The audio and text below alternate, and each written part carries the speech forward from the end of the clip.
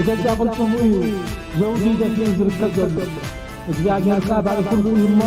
ለዛ ዘውድ እዚኣ ዝስንኪያ ወይ ሰላም ተኸታተልቲ ሶል ሚዲያ ዘለኹም ሰላምኩም ይብዛሕ እንደቀስ ክንትስ ኤርትራውነት ኮርመነት አይምረስ እንዳወልኩ ቶም ሓደስ ሶል ሚዲያ ሳብስክራይብ ከምኻና ኩሉ ንኽባፅሕ ሸር ላይክ አይትመቑ ናይ ክቡር ስነ ጥበባዊ ሃኒባል ወለጾም ሓውና ክቡራት ተኸታተልቲ በቲ ከይተሓለልኩም ኣብዚ ማሕበራዊ ሚድያ ትገብርዎ ዘለኹም ሸር ብምግባር ከምኡውን ነቲ ዘይረኣየ ንኽርኢ ነቲ ዘይሰምዐ መታ ንኽሰምዕ ናብ ኩሉ ንኽባፅሕ እጃምኩም ትገብሩ ዘለኹም ብልቢ ከመስግነኩም ይደሊ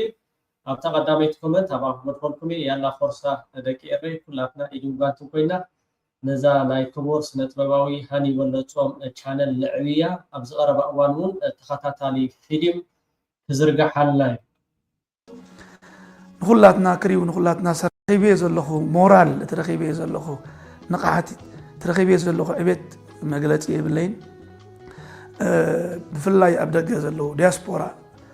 إيرتراوين دياسبورا بفلاي إيرتراوين دياسبورا كبيد عبي خبر لني أزيهم مورالنا يودسب كابستحاته سقبت أفر كتبت حتقول حيل لكم نخلاتنا كريو نخلاتنا صراحة نايز برودكشن كا مورال يخوم يكون هذا لكم كل أرتيست مورال غيرلو كبرها بكم موجس يبكم من أيكم ما بتحت أملاك موجس بون ناتكم سلازلنا هنا نود لا يكون بتعميد مسكن عندما قريبي ون ناتكم مورال أبي درجة بس خمسة لوخ نقولكم سلازلو خي ده حقوسي وسنة يقول حدناتكم يتر لكم مزابير حدناتنا اغترري مدقتكم مدقت حكيم أزيد خبركم أزيد فتوكم أزي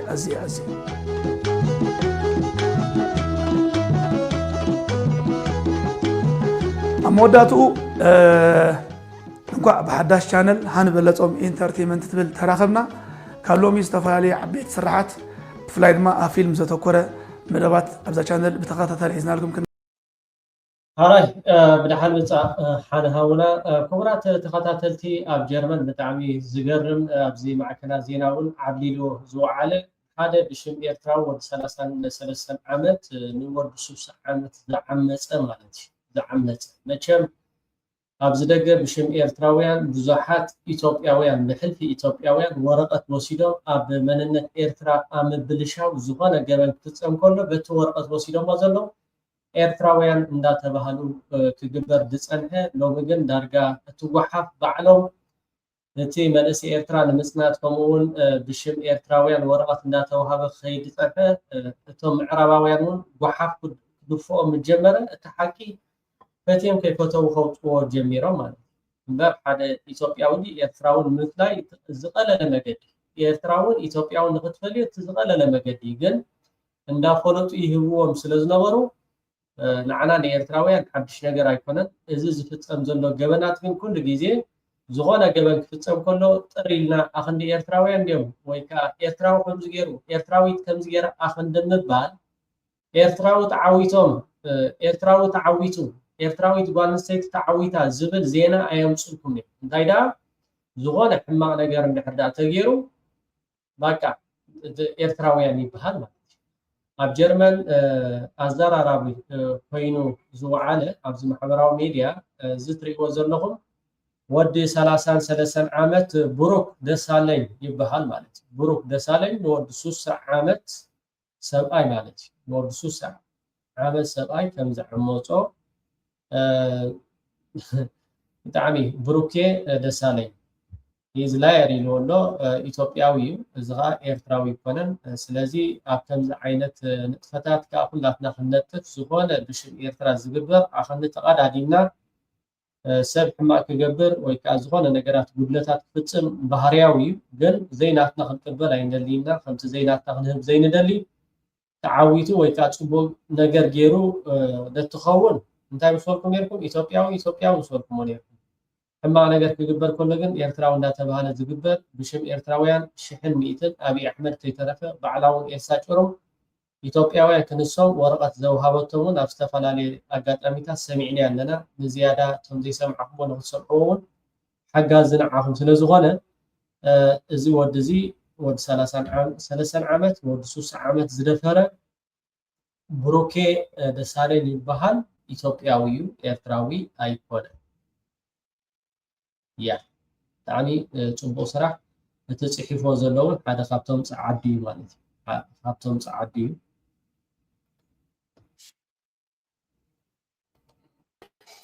ይፈልጦ በኤርትራውነት ይዛመን በኤርትራውነት እንበር አውራጃ መበቆልካ እዩ ዝነግረካ እንበር አውራጃ ሀገር አይኮነን ስለዚህ አበ አውራጃ ወሪዴ ወድ ወረዳ እዚ ወድ አውራጃ ወድ ማይ ቤት ኢለ ሓቲተ ይፈልጥኒ ሽንኳይ ኤርትራውያን ኣሕዋተይሲ ኣብ ሓደ እዋን ክነግረካ ኣብ 99 ሲ ኣብ ስራሐይ ኮፍ ኢለ ከለኹ ሓንቲ ጓል ትግራይ መፅያ እንዳነበዐት ያ መፅያ እንዳፈረሐት መፅያ ንምንታይ መሲልካ ኣብ ኩናት ስለ ዘለና ኣብቲ ኩናት ፀንኪሩሉ ዝነበረ እዋን ስለ ዝመፀት ፈሪሓትኒ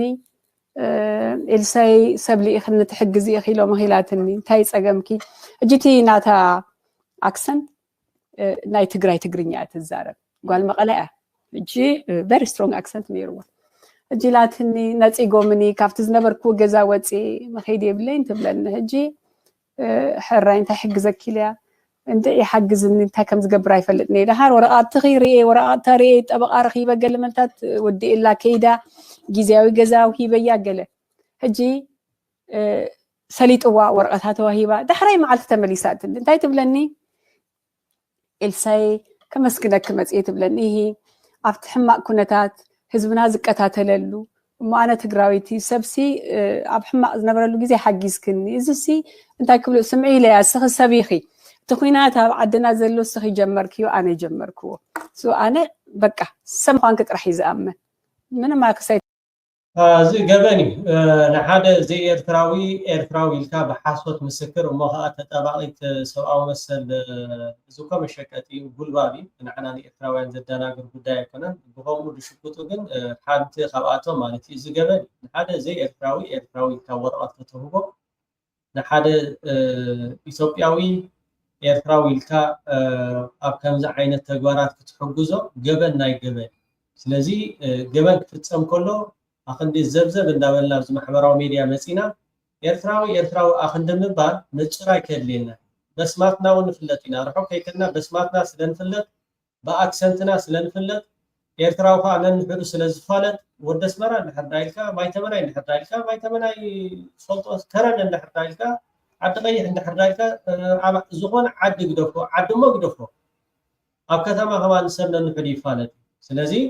እዚ ኣብ ጀርመን ዝተገብረ ወዲ 60 ዓመት ዝዓመፀ ኢትዮጵያዊ እዩ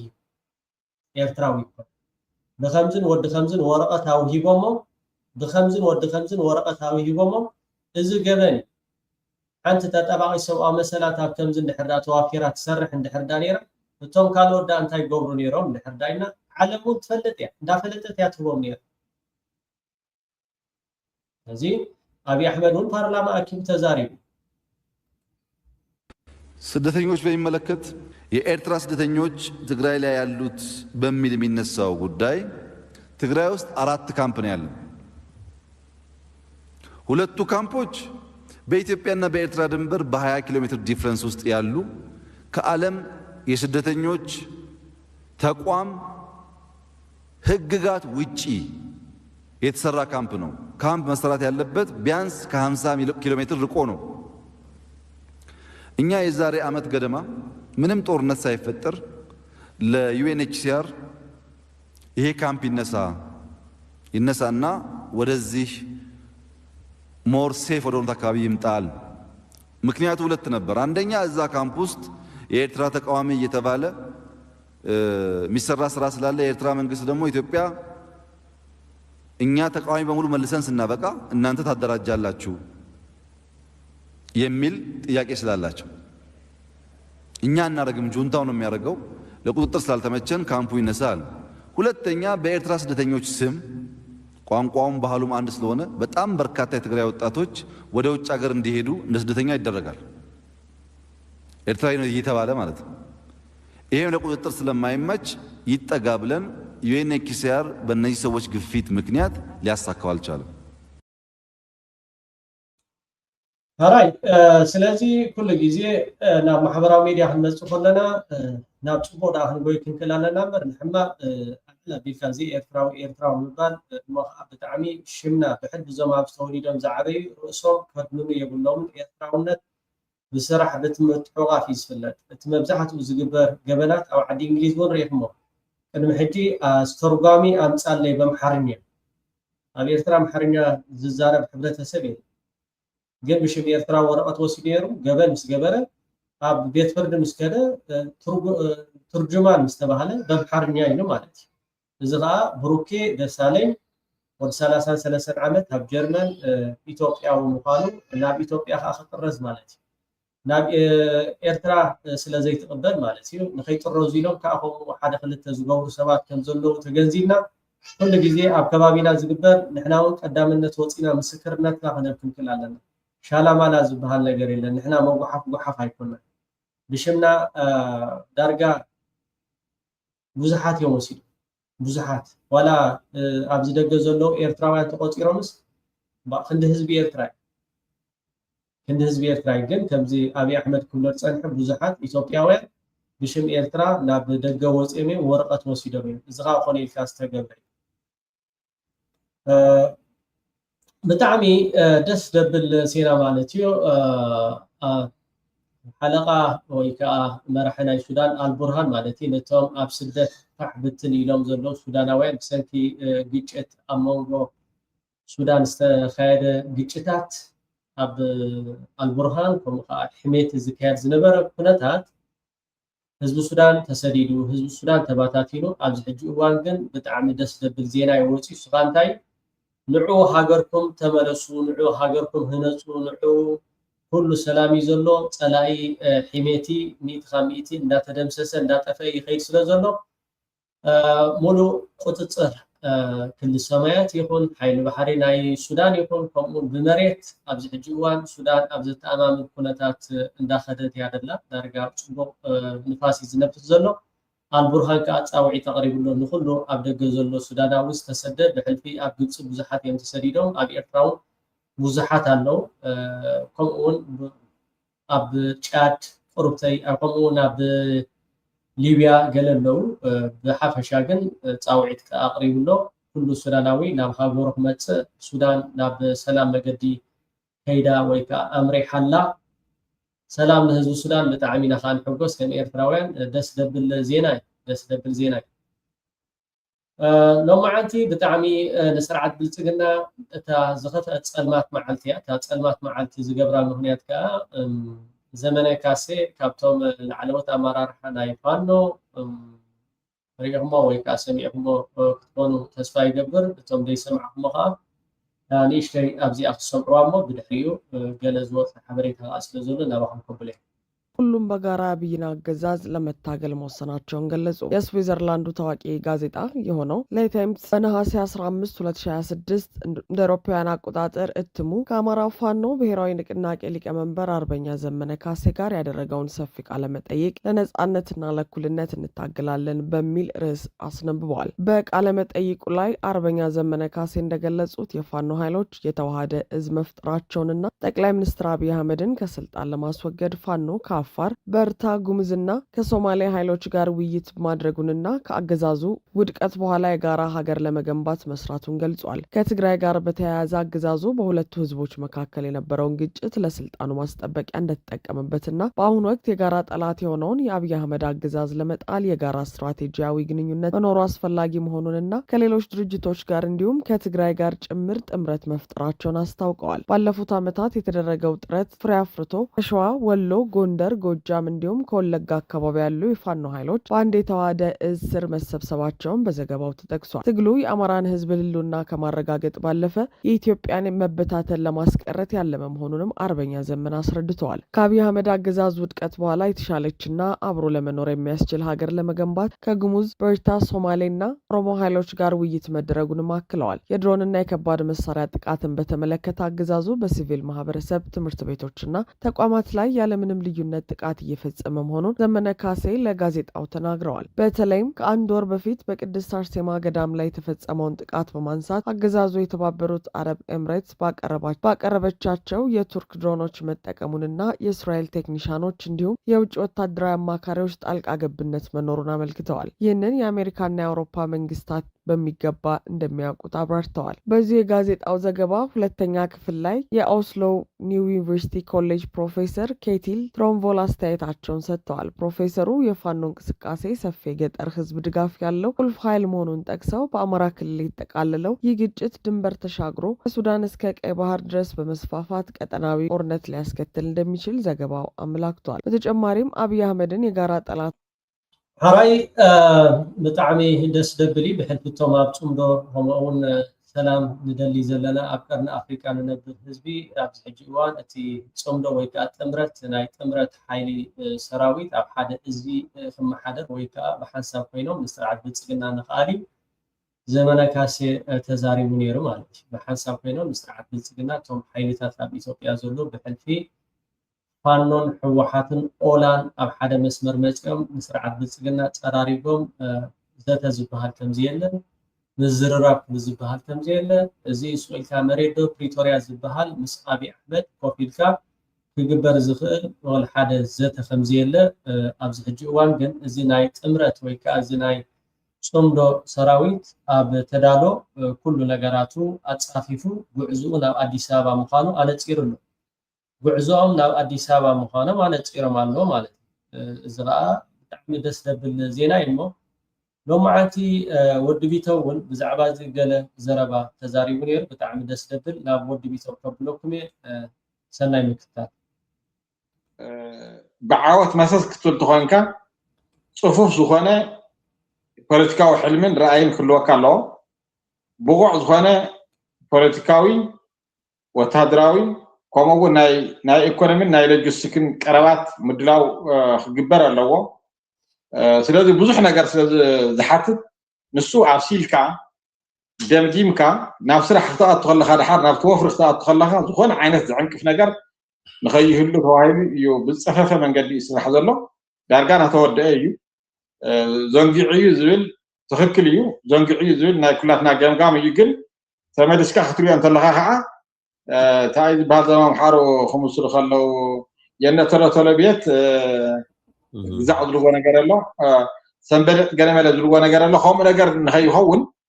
كاسير كا بدن بي رجع الكا مخير كا زبتها من انت يسرح زبل نقر زردر قدات ريها موتاو تمرات سلازغوانا نسو يسرح هذا لا يغلى كادلي سلازي كانوا مزناقع وقع زلس ها يغلى كلمه اره كانوا مزناقع ዝመስል ዝታት ንምድን ጓይ ሽምግልና ዝበሃል ታሕት ስኺ ነገራት ከም ዘሎ ይፍለጥ እዩ عن فرنسا ዝቀረበ ከማን ኣብትን ክብሉ ሸሽወሽ ዝብሉ ሃብቶም ምስ አብይ አህመድ ኮሸብሸም ዝብሉ ዓድታት ሓደ ፈረንሳይ ዝታት አሎ ካልኦት ሃገራት እውን አሎ አነ ዝታት ምድን ጓይ ከም ዝግበሩ እንዳበልካ ውሽጣዊ ክስታያት ዝሻተል ዲፕሎማሲ ታሕት ዝኸይድ كم عينت نجارات ونالو بحال نزي الدناو جهاز قال استدونجي قصري إن فبر أبي أحمد كم تخيل سلز فلت مالتي زتاتو ونالو مسو انتهي تبل بزعوازي نسو نحن صابن نحوار نسعاطوي نسو بعبي قاون كير تقاطعيو دحر هذه دردر زبهال دحر عرفتناي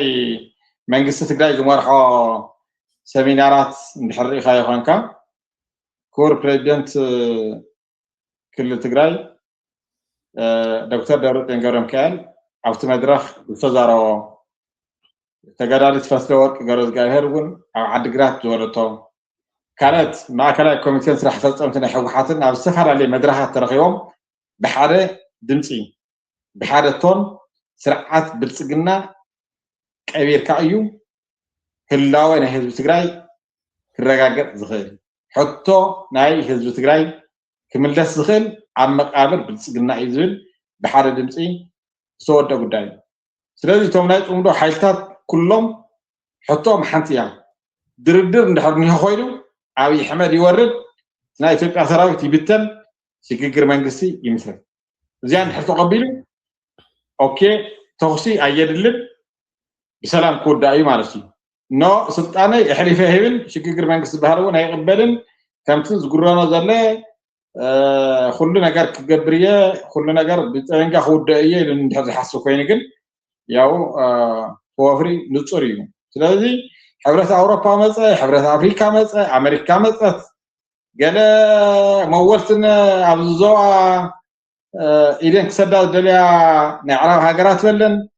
ድሕሪ ህዚ ድርድር ዝበሃል ግዝኡ ሓሊፍዎ ኣውቂዕ እዩ ከም ውድብ ሕወሓትን ከም መንግስቲ ትግራይን ኣብዚ ክልተ መዓልቲ ወሃብ ቃል ናይ ሕወሓት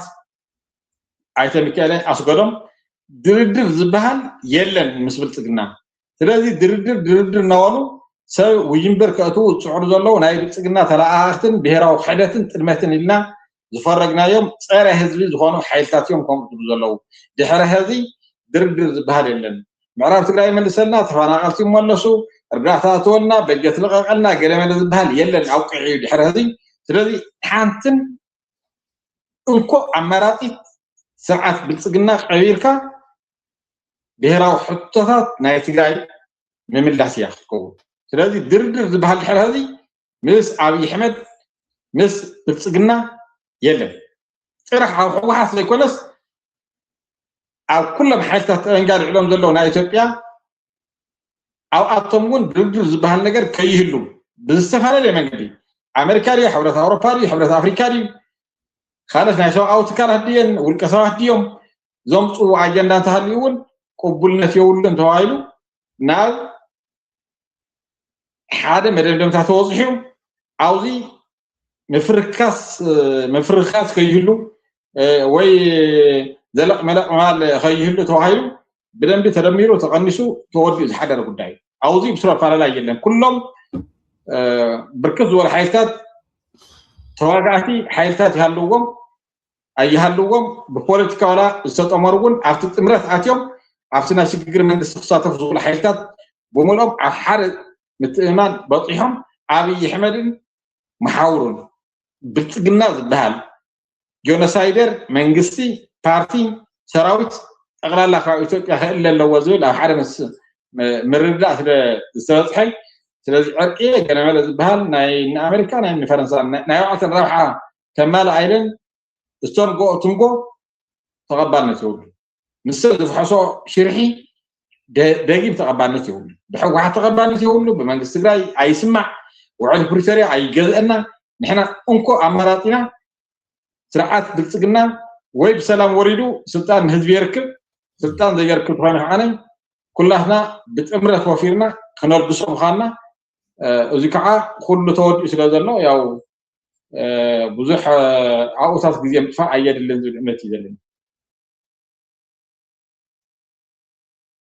هاي يغنينا ود بيتو بحصر زبله لك خم زمن كاسيلو معد زبله ود بيتون خم زبصعو صراحه تودي انا اديس ابا تغزو زتسلامو اب كينيا دو اب تنايك مال مدبي نحرات خطاتيكمو نحاسو زينا خغاوحو هم خاغل يوتيوبراتون معكنات زيناو كتلهم تخل اب كينيا يراخولو زاراوي بزاتي كلاتو اب تግራይ ተራኺቦም እቲ ጉዳይ ተወዲዮም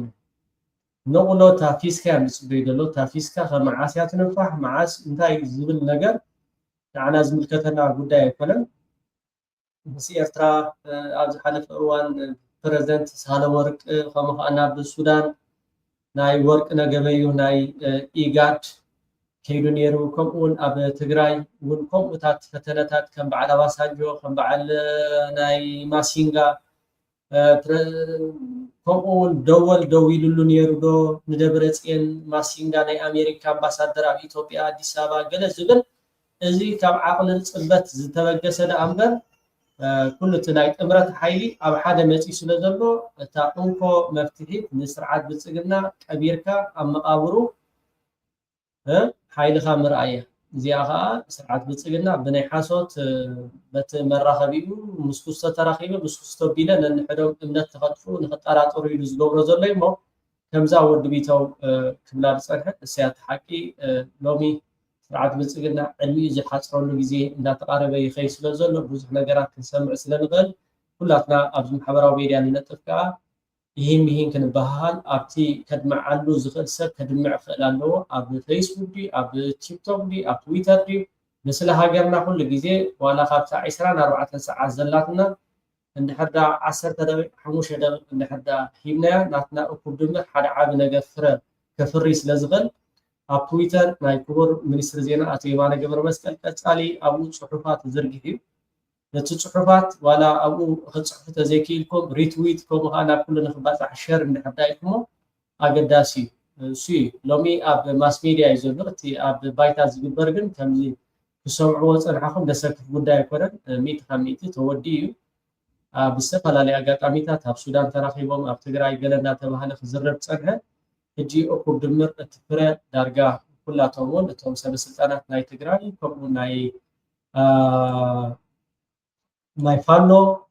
ብዘይ ስክፍታ ክዛረቡሉ ጀሚሮም ኣለዉ ቅድሚ ሕጂ ስክፍታ እዩ ነይሩ ሕጂ ግን ብዘይ ስክፍታ ክዛረቡሉ ጀሚሮም ስለ ዘሎ ከም በዓል ጀነራል ክንፈ ዳኘው እውን ሎማዓንቲ ተኸታቲልኩሞ እንድሕር ዳ ኮይንኩም ኣብ ትግራይ ሚድያ ማለት ኣብ ትግራይ ቲቪ መፂኡ እንታይ ኢሉ ነይሩ ክንፈ ዳኘው በቃ ተዳለው ህዝቢ ትግራይ ንኩናት ተዳለው እዩ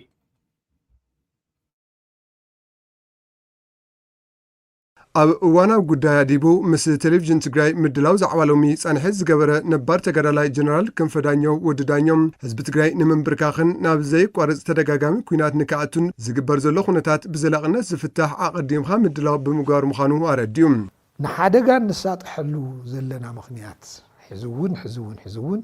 ሓደጋ ንሳጥሐሉ ዘለና ምኽንያት ንመኸተ እውን ስለ ዘይንዳለው መኸተ ከዓ ብኩሉ መዳይ መኸተ ምህላው ይተርፍን ሓደ ብሄር ሃገር ኮይኑ ህዝቢ ኮይኑ ቅጽል ተኮይኑ ኩሎም ኣበሳታት እናተኻላኻለ ምዕባሉ ከረጋግጽ ካሊእ ዋርድያ ክኾነሉ ዝኽእል ኣሎ ኢሉ ክሓስብ ኣይግባእን ይትረፍ ዋልታ ዝኾነካ ናይ ህዝቢ ትግራይ ከዓ ፍሉይ ነገር ኣሎ ዘኹሉ ሰው ዘሕርጉቶ ይደልን ኣብ መረበተይ እንደእትውን ባዕለይ ፅሒራ ክደብር እየ ዝብል ህዝቢ እዩ ህዝቢ ትግራይ ካብ ከምዚ ዝበለ ኩነታት ከይወፅን ዓርሱ ንከይከላኸልን ኮነ ተባሂሉ ይስራሕ ከም ዘሎ ዝገለጸ ጀነራል ክንፈ ዳኘው ወዲ ዳኘው ኩናት ከይገጥመካ መፍትሒኡ ንኩናት ብዝግባእ ምድላው ይብል ኣብዚ ቀረባ እዋን እውን ሰላሚና እንደሊ ዝበሃል ዘረባ ምሽ ውሽጣዊ መንነትና እናተጓነፀ ብጣዕሚ ዘሸግር ነይሩ ሰላመይ እንደልን ኢልና ይንፈልጥ ጻሕቲርና ይንፈልጥ ሰላሚና እንደሊ ዝበሃል ዘረባ ንምንታይ መፁ ንመኸተ ኸይንዳሎ ኮይን ዝተገበረ ዘረባ እዩ ንመኸተ ክንዳሉ ኣለና ኩሉ ሻዕ ኩናት ከየጋጥመና እንተደሊናስ ንኩናት ምድላው እዩ መድሓኒቱ ስለዚ ህዝቢ ትግራይ ዕጥቁ ክፈትሕ ዝገብር ናይ ደገ ሽግር ከም ዘሎ ኮይኑ ንሕና እውን ክንፍትሾ ዘለና ነገር ኣሎ ምርጫዕ ተወዲ እዩ ካብዚ ባእሰ ይመፅእ ንምባል ወሲካ ካብኡ ናይና እንብሎ ሰብ ገለ ፅቡቅ ሕብርታት ተለኽያ ዘረባታት ሒዙ ክመፅእ ከሎ ሓሲቡላ ይኾን እዩ ኢልና ምውሳድ ወሲካ ብኩሉ ነገር ክንዳሉ ኣለና ኣብ ኢትዮጵያ ዝበቕሉ ኣገዛዛእታት ምስትሕዝ ዘሎ ሓዊስኻ ሃገር ብሓይሊ ዝምስረት ገይሮም ስለ ዝኣምኑ ሕቶይ ክቡራት ተኸታተልቲ ደጊመ ደጋጊመ ኣብ ዘለኹም ሰላምኩም ይብዛሕ ክንድቅስ ክትስእ ኤርትራውነት ክቦርመነት ኣይንረስእ ኣብዛ ናይ ሶም ሚድያ ከዓ እቶም ሳብስክራይብ ዘይገበርኩም ሳብስክራይብ ግበሩ ኩሉ ግዜ ከዓ እቲ ላይክ ኣዝዩ ጠቃሚ ሓጋዝ ስለ ዝኾነ ብዝተኽኣለኩም ኩሉ ግዜ ላይክ ብምግባር ክጅምሩ የቀኒየለይ ሰሰናይ ኣብ ቀጻሊ